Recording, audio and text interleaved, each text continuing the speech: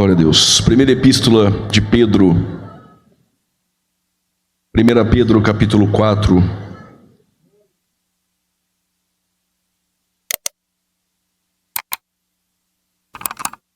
Versículo de número 7. 1 Pedro capítulo 4, versículo de número 7.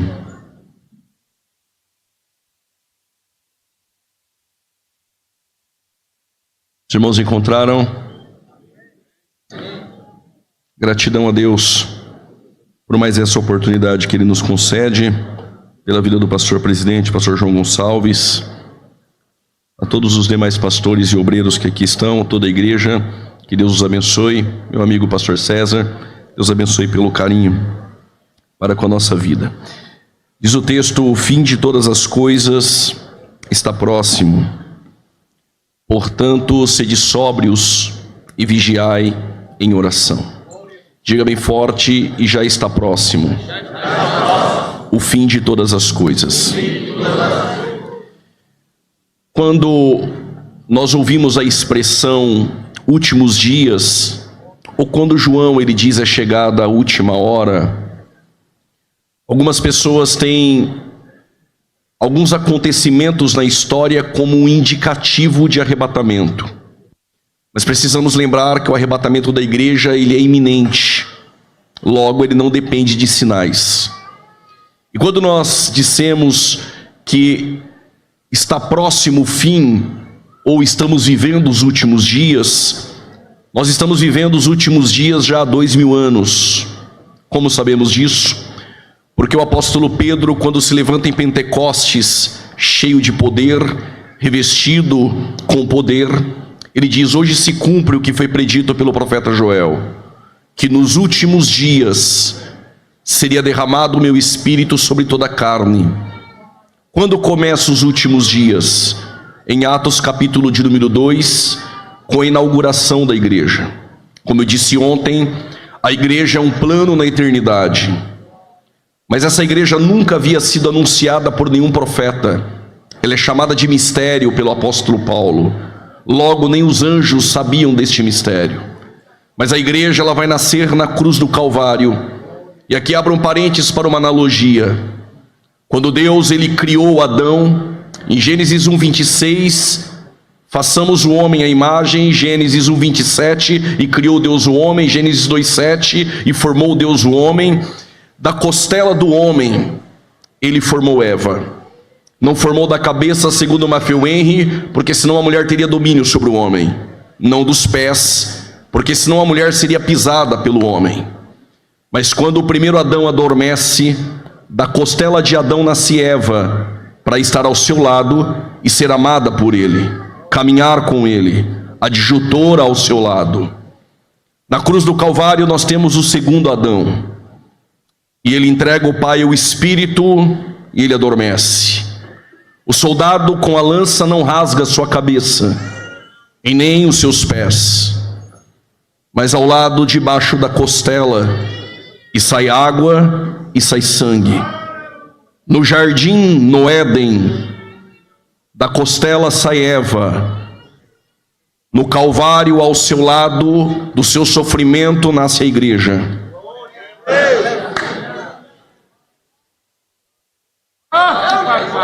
Como está filmando, então isso aqui vai para quem está em casa, porque hoje tem pessoas que assistem 40 vídeos no YouTube, eles já são teólogos e vão me criticar, dizendo que isso é coisa da minha cabeça. Então, para que eles não pensem assim, Efésios capítulo 5, isso é para quem está assistindo pela internet. Efésios capítulo 5, Paulo diz de um mistério, que assim como Cristo amou a igreja, vós maridos amai as vossas mulheres. Só que na Almeida Corrigida Fiel, no capítulo 5, versos 30, olha o que o apóstolo diz: porque somos membros do seu corpo. Mas na Almeida Corrigida Fiel diz: porque somos membros do seu corpo, osso dos seus ossos e carne da sua carne.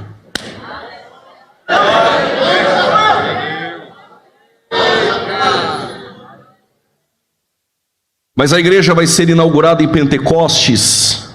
Jesus, quando ressuscita, ele fica por um período de 40 dias com os discípulos, ressurreto.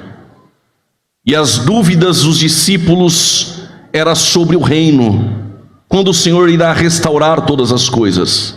E Jesus disse que não vos compete saber nem o dia, nem as horas ou as estações, mas antes de subir a súbita aos céus, ele deixa uma promessa: ficai em Jerusalém até que do alto sejais revestidos de poder, e serão minhas testemunhas na Judéia, Samaria e nos confins da terra.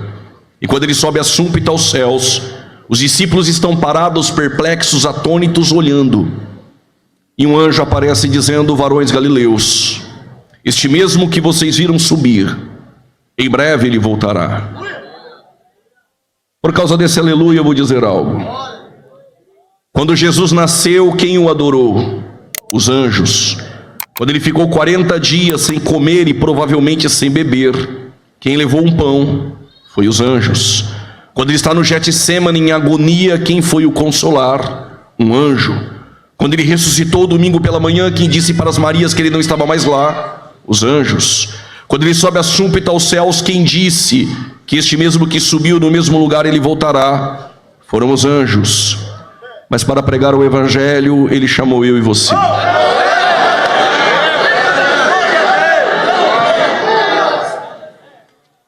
Mas é sobre isso que eu quero falar.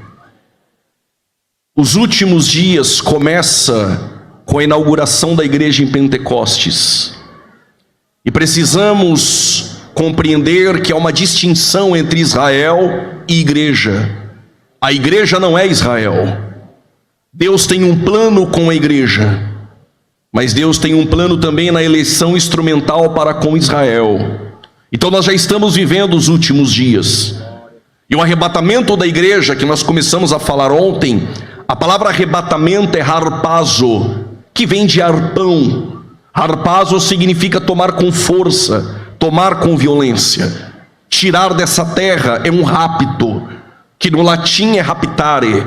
Os textos sobre o arrebatamento não confundam com textos da segunda vinda. Textos sobre arrebatamento, João capítulo 14. O texto vai dizer: não se turbe o vosso coração, crede em Deus e também em mim. Na casa de meu pai há muitas moradas. Se não fosse assim, eu não vou teria dito. Olha agora, vou preparar-vos um lugar. Eu não sei se você percebeu, mas há uma estranheza no texto. Se na casa do pai há muitas moradas, estas moradas não podem ser a igreja, como alguns estão tentando fazer para fugir. Porque se casa do pai for os céus, o pré-tribulacionismo está certo. Porque no pós-tribulacionismo não tem céu. Porque a igreja fica na terra, na tribulação, e ele vem na segunda vinda, que para eles é um arrebatamento. É a teoria do ioiô. Eles batem e voltam de novo para a terra, e vão ficar aqui por 1000 anos na terra.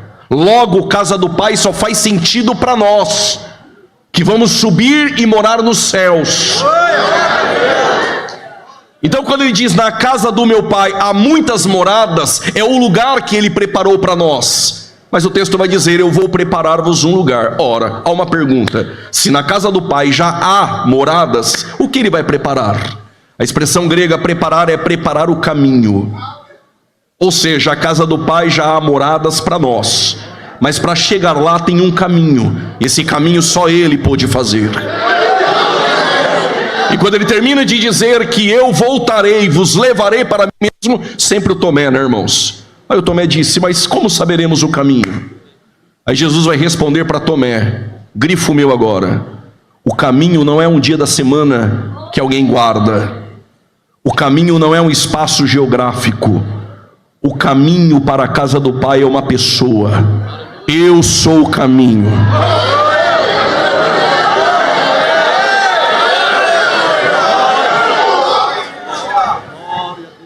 João 14 é a máxima do arrebatamento. Eu virei e vos levarei, e aonde eu estiver, para que estejais vós também. E para onde nós vamos?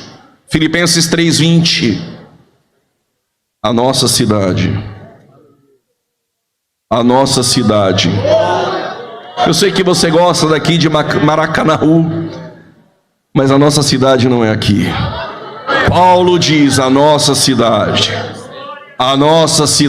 está nos céus. Outro texto que fala sobre arrebatamento da igreja, 1 Coríntios capítulo 15, a partir do verso 50, carne e sangue não pode herdar o reino dos céus, mas a partir do 52, nós vamos ter o apóstolo Paulo tratando sobre o arrebatamento. 1 Tessalonicenses capítulo 4, versículo 16 e 17, também atesta sobre o arrebatamento da igreja. Porém, Mateus capítulo 24, versículo 29, 30 e 31, que foi lido quando eu cheguei, não fala sobre arrebatamento da igreja. Ali está falando da segunda vinda de Cristo, de forma gloriosa, quando todo olho verá. E quem são os eleitos que serão reunidos? Esses eleitos que serão reunidos são os mesmos que no contexto Jesus disse: os que estão na Judéia, fujam para os montes. Que a fuga não ocorra no Shabat, no sábado, e nem no inverno. Isso não tem a ver com a igreja. Os eleitos reunidos têm a ver com Israel. Então Mateus 24, versículo do 29 ao 31, segunda vinda de Cristo. Apocalipse capítulo 1, verso 7, segunda vinda de Cristo. Apocalipse capítulo 19, a partir do versos 11, segunda vinda de Cristo. Arrebatamento da igreja é Cristo vindo para a igreja. Porém ele vem nos ares e a igreja subirá até ele. Ontem nós falamos sobre as almas dos salvos que estão no paraíso, aguardando esse dia tão esperado pela igreja. E eu disse que nossos irmãos e irmãs que morreram no Coliseu, com os seus corpos dilacerados na boca de feras, por não negar a Cristo, o corpo dilacerado se perde no Coliseu. Nossos irmãos e irmãs que morreram queimados e o corpo se tornou pó na terra, cinzas, como João Hus, por exemplo. Nossos irmãos que morreram no Titanic, e que quando o navio afunda, os seus corpos se afundam. Alguns tornaram comida de peixes, e outros o corpo pereceu no oceano. Nossos irmãos que morreram no Covid, nossos irmãos que morreram, que tiveram o corpo acometido pelo câncer, quando a trombeta de Deus soar, será dada uma palavra de ordem, um alarido que era um grito de guerra, quando o imperador convocava o seu exército. A voz de arcanjo e a trombeta de Deus vai soar. Pode ser no caminho de volta para casa essa noite. Pode ser que não dê tempo da bênção apostólica essa noite. Pode ser amanhã pela manhã indo para o trabalho. Pode ser dormindo essa noite. A trombeta de Deus soará. Em um abrir e fechar de olhos, incalculavelmente em 7 milésimos de um segundo, ao som da última trombeta, quando a trombeta de Deus soar, todos os que morreram em Cristo, vou repetir, todos os que morreram em Cristo ressuscitarão primeiro. Ressuscitarão primeiro. Vou repetir até você dar glória. Ressuscitarão primeiro. E Paulo diz: e depois nós. E depois nós, a galeria, os porteiros. E depois nós, os que ficarmos vivos, seremos arrebatados. Seremos arrebatados. Seremos arrebatados. Encontraremos com eles. Eles quem? Os que morreram em Cristo, que ressuscitarão primeiro. Nós encontraremos com eles nas nuvens, para o apântesis, para o encontro com o Senhor nos ares. Segura isso agora. E estaremos para sempre com nosso Senhor.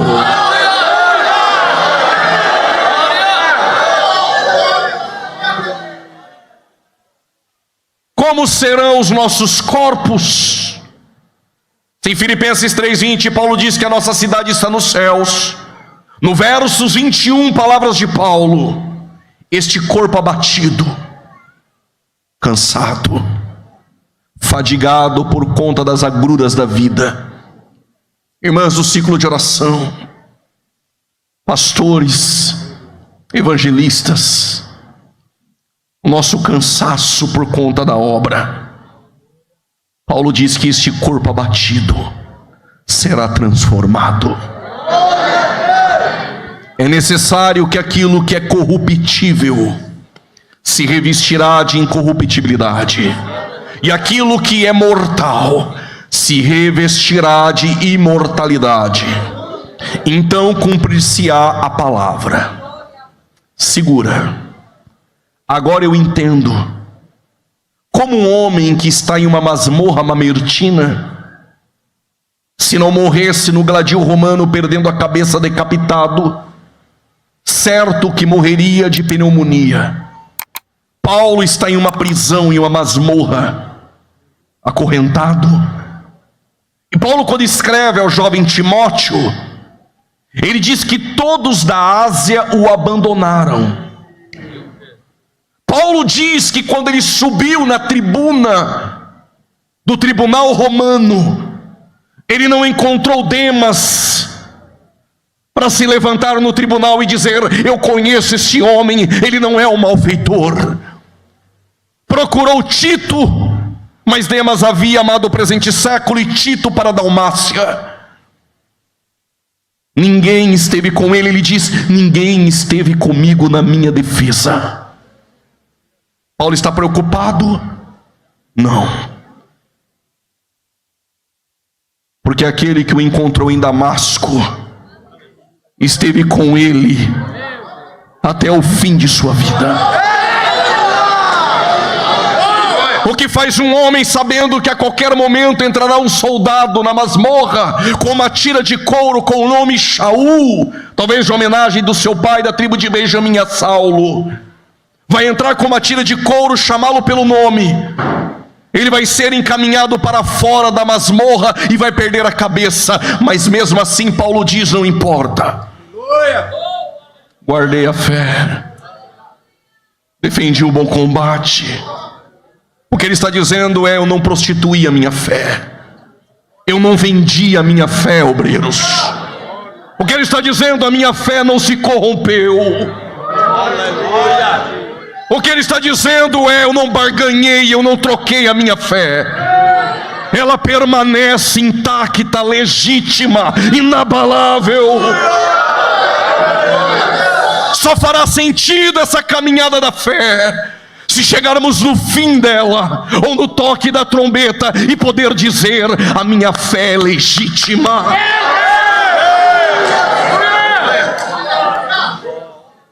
Mas por que, pastor, o senhor está dando toda essa volta? Eu vou chegar lá. Paulo sabia que quando o soldado entrasse e o levasse para perder a cabeça, não era o fim. Como pode um homem nos últimos minutos da sua vida escrever essas palavras? Desde agora, a coroa da justiça está guardada e reservada pelo justo juiz. Vai enchendo o pulmão de ar aí. Não só a mim, mas a todos aqueles que amam a sua vinda. Porque Paulo não se abalou diante da morte. Oh morte, porque o aguilhão da graça que me domou em Damasco quebra o aguilhão da morte. Alguém entendeu? Porque é necessário que aquilo que é corruptível se revista de incorruptibilidade, e aquilo que é mortal se revestirá de imortalidade. Então cumprir-se-á a palavra: tragada, tragada, tragada, tragada.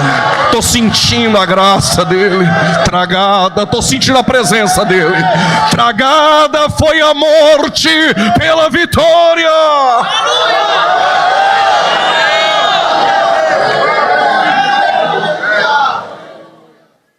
Num abrir e fechar de olhos ao som da trombeta, este povo não estará mais aqui. Quando nós encontrarmos o nosso Senhor nos ares, para estar para sempre com Ele, eu faço uma pergunta. As irmãs, especialmente, adolescentes, jovens, senhoras, vocês querem saber como vai ser os vossos corpos nesse dia? Ficou 1 hora se arrumando para vir para o culto e não quer saber. Se assim vocês querem, digam amém. Ah, ok. É só uma pista, tá? Mas bíblica. Porque quando a Bíblia se cala, nós não temos voz. Daniel capítulo 12, versos 2. Daniel está tratando sobre a ressurreição. E Daniel descreve e atesta que os ímpios serão lançados, dependendo da tradução, para o desprezo, horror eterno, ou castigo eterno. Porém os justos para a vida eterna. Aleluia, tu vai dar agora. Versos 3, Daniel diz: os sábios, pois, resplandecerão como o resplendor do firmamento. Sabe o que ele está dizendo? Que na ressurreição os nossos corpos serão semelhantes ao brilho das estrelas. Como vocês estão bem assembleanos hoje, dando glória a Deus, eu vou dar mais um texto. Mateus capítulo 13, versos 43, disse Jesus, abre aspas, os justos resplandecerão como o sol. Você está dando glória aí, mas nem pegou. Eu peguei aqui, eu vou contar. Agora eu já sei porque na Nova Jerusalém, lá não vai precisar nem de sol e nem de lua.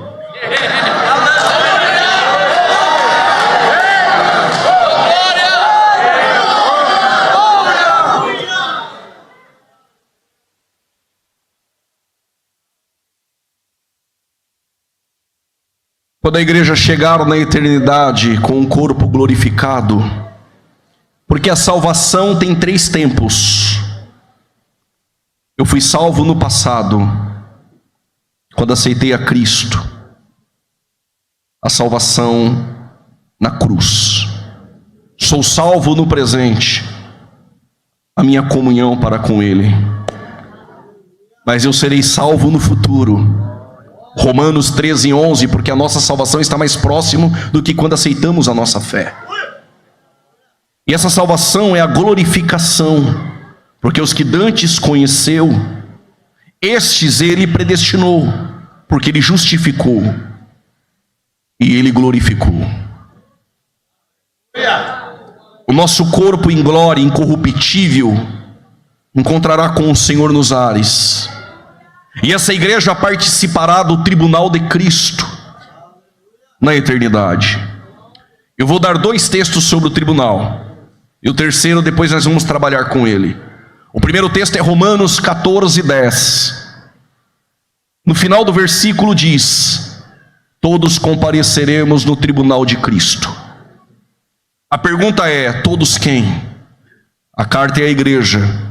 Quem comparece no tribunal de Cristo é a igreja glorificada. Um outro texto só para você guardar, 2 Coríntios capítulo 5, versos 10. Todos vamos comparecer no tribunal de Cristo. Só que a palavra tribunal no grego é bema. Diga bema. Repita mais uma vez, bema. A palavra grega bema era uma plataforma. Te explico. Quando alguém em um jogo olímpico vencia a maratona, aquele vencedor subia uma plataforma para receber uma coroa. No tribunal romano, quando sobe na plataforma, é para ser ouvido. Logo, tribunal de Cristo é uma plataforma onde os vencedores que receberão galardões irão subir para ser recompensados. Preste muita atenção no que eu vou lhe dizer. Não confunda tribunal de Cristo para a igreja com tribunal do trono branco, juízo final do Apocalipse 20, a partir do versos 11. Tribunal de Cristo, julgamento de obras, o serviço da igreja para receber recompensas.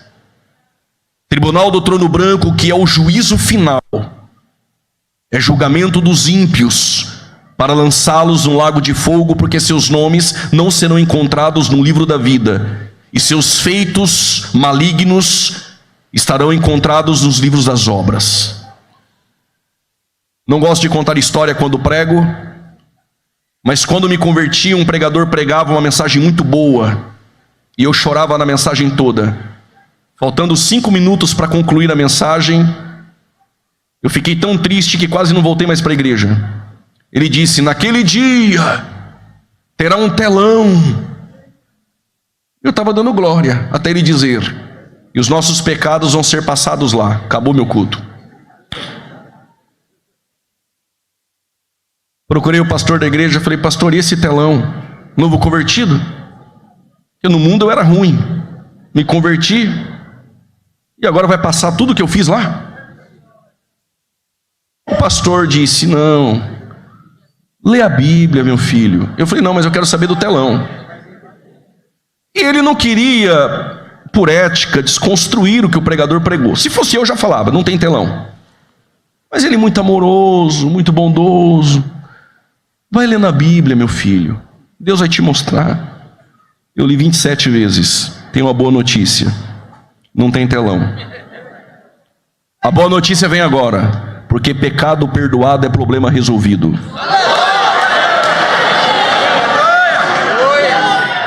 E o que eu vou dizer agora, por gentileza, não escandalize. Pense para depois escandalizar, ou da glória se entender. Os céus não é para bonzinhos. Os céus é para pecadores arrependidos.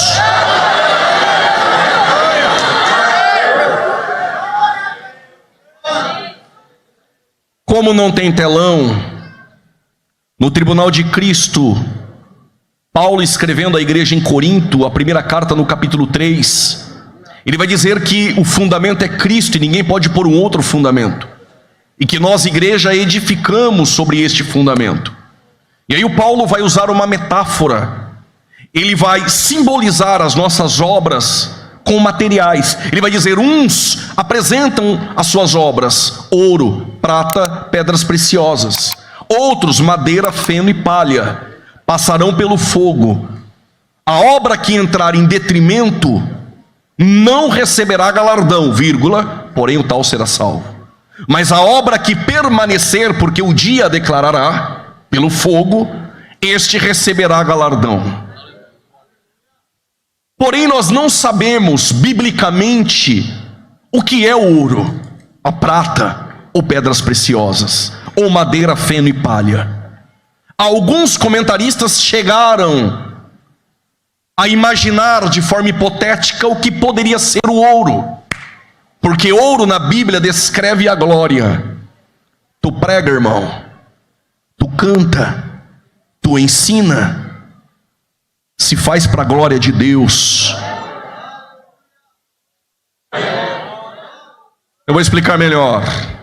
Se tu canta para palmas, se prega para impressionar homens, se ensina para mostrar que sabe mais do que alguém, se faz para homens reconhecer, não tem valor. Mas se prega, canta, adora para a glória de Deus, tem galardão.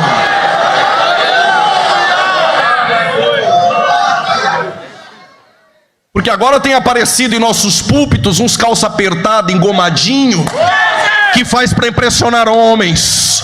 Mas quem é raiz continua fazendo para a glória de Deus, para a glória de Deus.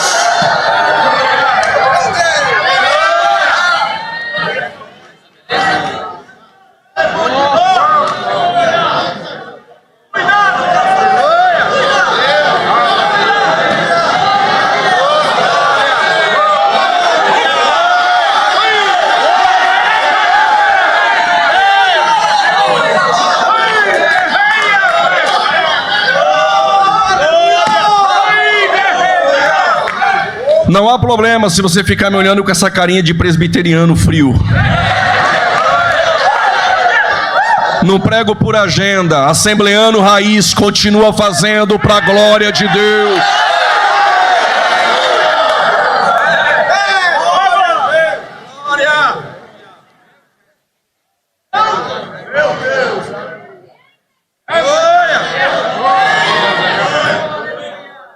Prata, No Antigo Testamento se usava a prata para resgate. Quem sabe a obra de prata não são aqueles que ganham almas.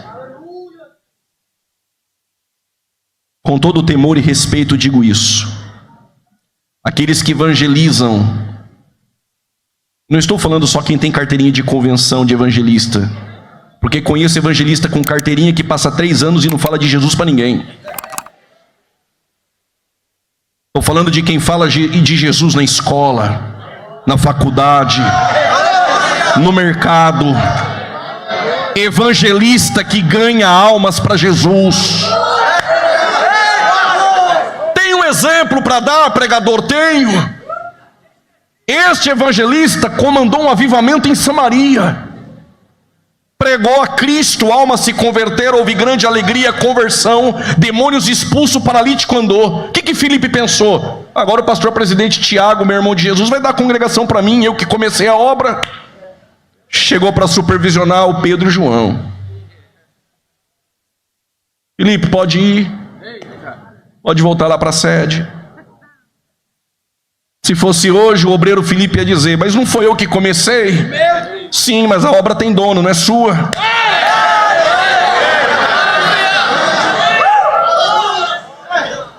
Porque coloque algo na sua cabeça, principalmente os jovens que estão nesse afã de ser pregador, de ser cantor, mundo gospel, mercado.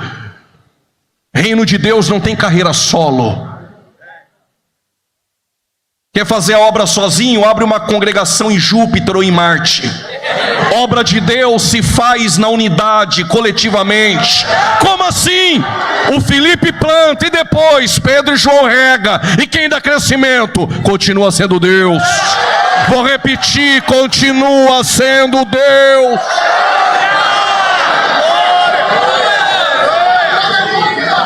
Agora ele quer plantar, ele quer regar, ele quer dar crescimento. Planta. E depois, com licença, agora chega alguém e rega. E Deus dá crescimento. Então Filipe foi para Jerusalém. Mas fique tranquilo, Filipe, tem mais coisa para fazer na obra. O Senhor falou com ele, através de um anjo: desça até o deserto de Gaza. Estou procurando no Brasil ainda esse congresso com esse tema, #Gaza está deserta. Porque a gente quer grandes congressos, bons hotéis, comida boa, cachê. E Gaza tem um eunuco, não tem multidão, não tem hotel, não tem oferta, está deserta. E Filipe desceu. Deus está te tirando da comodidade. Estou sentindo Deus para dizer isso. Até uns 10 minutos atrás eu estava como teólogo, agora é profeta. Deus está falando: estou te tirando da comodidade. Desceu ao deserto de Gaza, o eunuco lia o livro do profeta Isaías, capítulo de número 53, que nós conhecemos. Entende tu o que lês? E o mundo está gritando: como poderia entender se não há quem me explique? Ele subiu no carro, pregou a Cristo, o eunuco se converte. Vai ser batizado agora, eunuco. O que eu faço para ser batizado? Tu crê em Jesus? Ele disse: creio. Se sou eu, falo: peraí que eu vou ligar lá, você vai fazer 50 dias de cursinho, discipulado, para depois ser batizado. Filipe falou: coisa nenhuma. Tinha uma poça no deserto, afundou ele lá, por imersão, acredita, afundou todinho lá, no nome do Pai, do Filho e do Espírito Santo.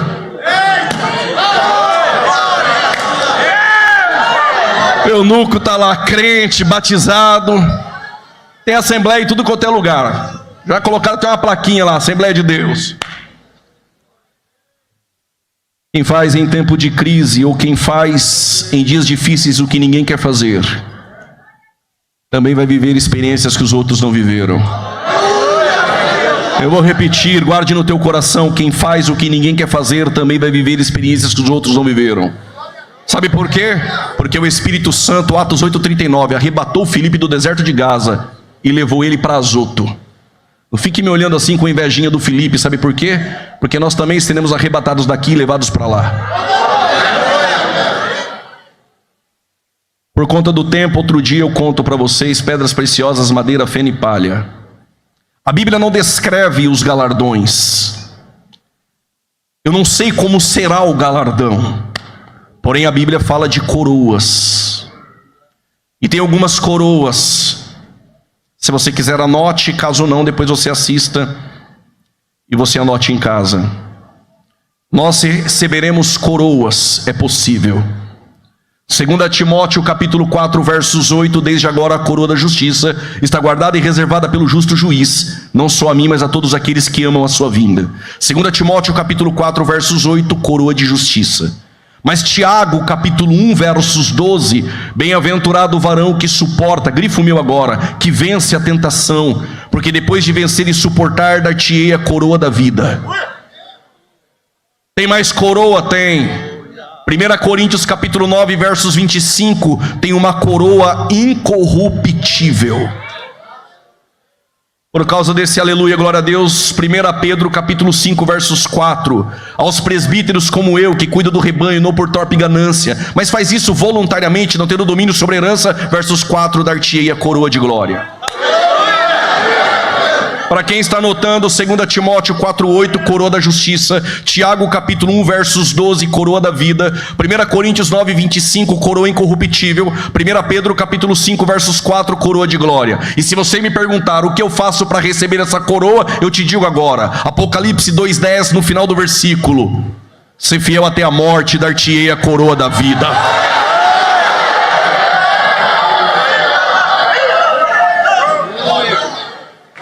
Ah, mas eu já tenho essa coroa. Então quando você for embora, lembre de Apocalipse 3,11: guarda o que tens, para que ninguém tome a tua coroa. Como a galeria ali começou a dar glória a Deus, vou deixar uma promessa aí para cima. Apocalipse 22:12: eis que cedo venho sem demora, e comigo está o meu galardão. Para quê? Para dar segundo a sua obra.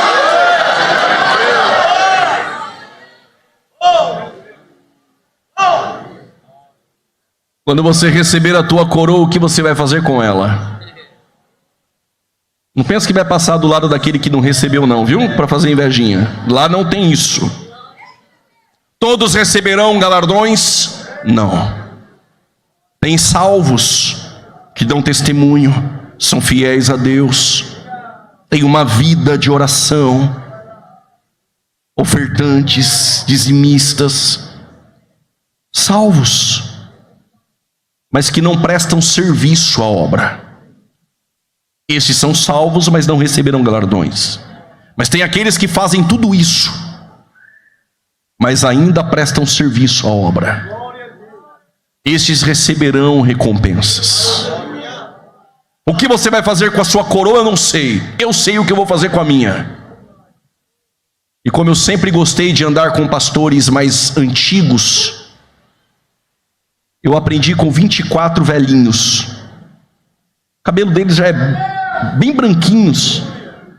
E eles pegam as suas coroas e os 24 se prostram. E eles jogam aos pés do Senhor. Sabe o que eles estão dizendo? A coroa é minha, mas eu não sou digno dela. A ti toda a honra, toda a glória, todo o louvor. Os 24 anciãos, eles ensinam: a ti toda a honra, toda a glória, todo o louvor. Se tu canta, é porque Ele te deu o talento. Se você prega, é porque a palavra é dele. Se você é ousado, é porque a unção é dele. Tudo que fizemos ou fazemos, por Ele, para Ele, são todas as coisas.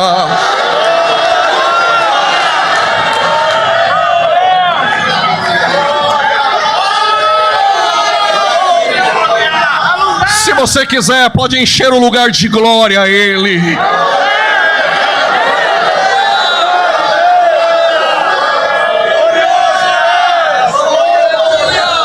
Se tem um grande aqui, maior é Ele. Olhem nos meus olhos, por gentileza. Não é porque você é bom, é porque a sua benignidade, ela dura para sempre.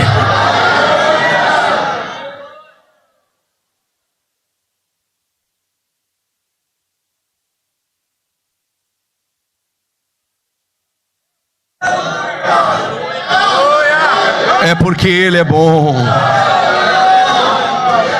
É pela graça. Quando terminar o tribunal de Cristo, a igreja, ela participará das bodas do Cordeiro. Apocalipse capítulo 19, a partir do versos de número 7. No 6, há uma voz de aleluia. Mas no 7, regozijemo-nos e alegremo-nos e demo-lhes glória. Porque chegadas são as bodas do Cordeiro. Preste atenção, a palavra chegada está no auristo. É algo já concluído na eternidade. É chegada as bodas do Cordeiro. Olha a roupa que nós vamos vestir. A sua esposa vestirá de linho fino, branco, puro, resplandecente, que são as justiças dos santos. Se é as justiças dos santos, nós já fomos galardoados. Escreve, João, essas são as verdadeiras palavras de Deus. Como funcionava a festa das bodas? Para entender as bodas, precisa entender o casamento. Eu tenho alguns minutos para isso. O menino judeu, quando completava 13 anos de idade, preste atenção, jovens. Um menino com 13 anos de idade, em Israel não teria culto de adolescente. Claro que eu estou parafraseando, porque ele saía da fase de criança, da infância, não para a adolescência, já para a fase adulta. Com 13 anos de idade, o menino judeu passava por uma celebração chamada de Bar Mitzvah. Bar, filho, Mitzvah, mandamento. Com 13 anos de idade, ele decorava 613 preceitos da lei. E tu sabe, todos os jogadores do Fortaleza, do Ceará, do Flamengo e do Corinthians, e não sabe 3 versículos? Não mandei os jovens em hoje.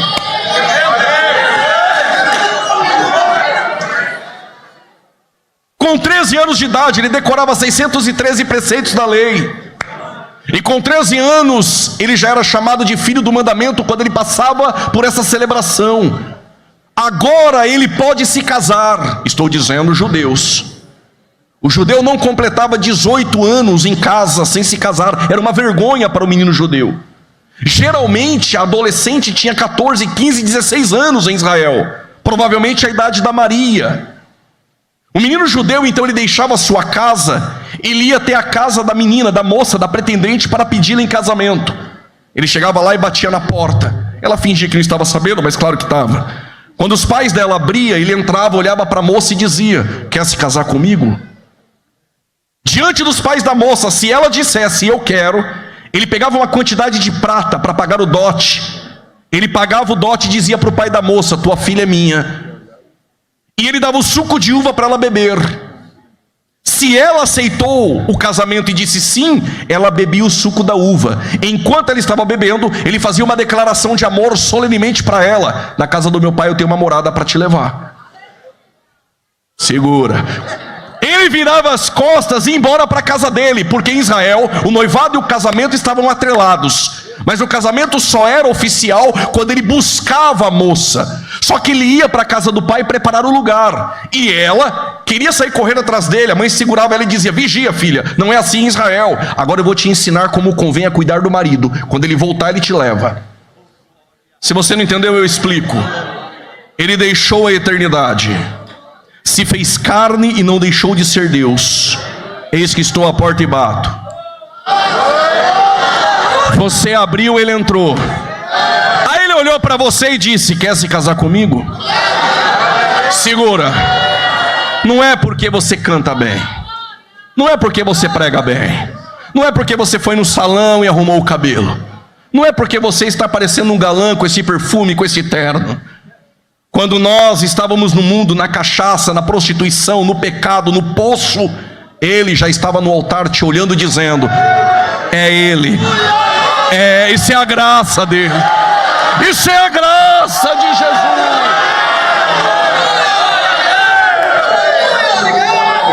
Quando ele olhou para você e disse: quer se casar comigo? É porque com Jesus não tem ficada. Com Jesus é casamento. Vou repetir para esse lado. Não dá para ficar com Jesus no culto e amanhã beijar o mundo. Com Jesus é casamento, é na alegria, é na dor, é na doença. Nós não largamos dele. É que eu estou aproveitando que os jovens estão aqui. Vocês perceberam, né? Quando você aceitou o casamento com Jesus, cadê o suco da uva? Só participa da ceia e bebe suco da uva quem casou com Jesus. Ceia não é para amante. Ceia é para quem casou com Jesus e tem compromisso. Não, mas abriu ali uma igreja que pintaram ela toda, tem umas luzes estranhas, um negocinho estranho, e dá ceia para todo mundo. Estou falando igreja séria. Igreja de quem casou com Jesus. Ceia é para quem casou com Ele.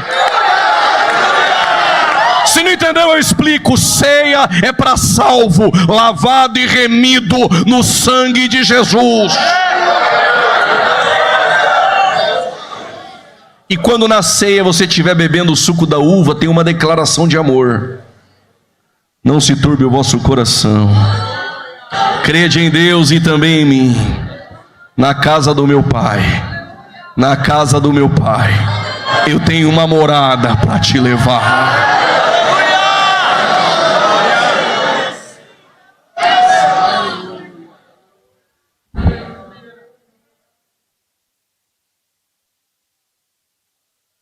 Na mesa das bodas, você vai olhar para o lado, Abraão, Isaac, Jacó, o João Batista lá no cantinho com uma cabeça novinha, Jó, Jeremias, Davi, Paulo, Tíquico, Epafrodito, Timóteo, Raabe, Maria, Ruth, pastor João Gonçalves, pastor César, essa irmã que está do teu lado, os porteiros, os adolescentes, os jovens, aquelas irmãs lá na galeria, esse crente aí dando glória, aquele que se levantou lá da cadeira, eu já tinha pulado dela, aquele crente com as duas mãos levantadas dando glória a Deus,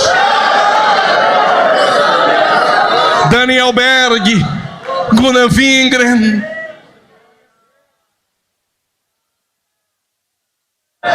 dá uma olhadinha aí, está faltando alguém. Está faltando alguém. E aí ele vem como um diácono, com a ceia, e o cabelo dele é assim mesmo, é branco como a neve. Os olhos dele são como chamas de fogo. O seu vestido não foi confeccionado em Damasco, Magdala ou em Tiro, mas na eternidade. Os pés dele não é esse sapato brilhante de pregador triunfalista, é pés como latões reluzentes saindo da fornalha. Quem é ele? É o princípio, é o fim, é o alfa, é o ômega, é aquele que era, já levantou para dar glória. Alguém entendeu? A raiz de Davi, o leão da tribo de Judá, aquele que foi morto e reviveu. Ele está em nosso meio essa noite. Tem um lugar para você nas bodas do Cordeiro. Bem-aventurados os que são chamados à ceia das bodas do Cordeiro. Maranata, Maranata, a hora vem. Estou sentindo a presença do Espírito Santo.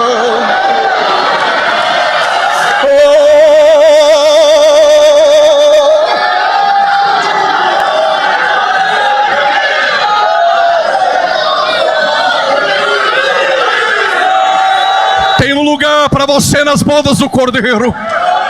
Tem um lugar melhor para você na mesa de Jesus. E Ele irá cear conosco. Sabe o que Ele vai dizer? Eu não disse que eu não beberia o fruto da vide enquanto vocês não chegassem.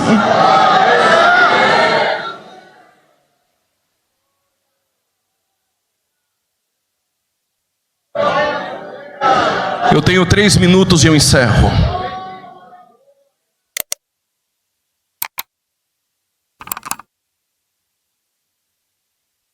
Se Jesus não voltar por esses dias, muitos jovens que aqui estão são futuros obreiros e pastores. Para as irmãs que fazem a obra, para pastores, evangelistas, presbíteros que aqui estão. Em Lucas 10, há uma parábola, e agora vai para quem está em casa assistindo. Qualquer um que frequenta a escola bíblica dominical sabe que a parábola do bom samaritano, o cerne dela é o amor ao próximo. Estou dizendo para não dizer depois que estou forçando o texto. Então todos nós sabemos que a parábola do bom samaritano, o cerne dela é o amor ao próximo. Porém essa noite eu quero extrair uma lição do texto. Tem alguém machucado, o sacerdote o levita passou de largo. Não vou me desgastar, tu conhece a história. Tenho 2 minutos. Mas o bom samaritano pegou aquele homem machucado, colocou na cavalgadura, com azeite, água, tratou dele e cuidou. Porque o bom samaritano, ele trata das feridas daqueles que ninguém quis tratar. Você lembra dele? Lembra das suas feridas? Do abuso na infância? Dos traumas? Foi ele que nos colocou na sua cavalgadura e tratou de nós. Segura o glória para daqui a pouco. Ali chegou na estalagem e disse ao hospedeiro: cuide dele, estou te dando 2 moedas. Se gastar mais, estou te dando 2 moedas, faz a minha obra. Mas eu sei que você já gastou as 2.